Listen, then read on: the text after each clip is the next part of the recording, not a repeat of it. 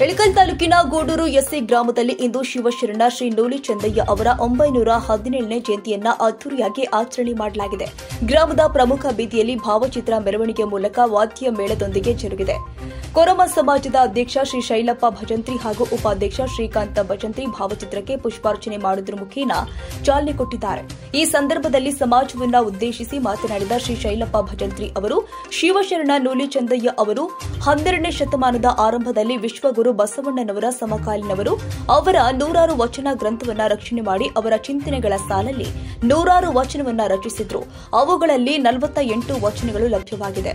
ಅವರು ಬದುಕಿನುದ್ದಕ್ಕೂ ಕಾಯಕವೇ ಕೈಲಾಸ ಎಂದು ಜಗತ್ತಿಗೆ ಮತ್ತೊಮ್ಮೆ ಸಾರಿ ಹೇಳಿದ ನಿಜ ಶರಣ ನಮ್ಮ ಚಂದಯ್ಯನವರು. ಅವರಂತೆ ನಾವು ಕೂಡ ಶುದ್ಧ ಶ್ರೇಷ್ಠ ಕಾಯಕ ಮಾಡಿ ಶರಣರ ತತ್ವಗಳನ್ನು ಅಳವಡಿಸಿಕೊಂಡು ಉತ್ತಮ ಜೀವನ ಮಾಡಿ ಎಂದರು.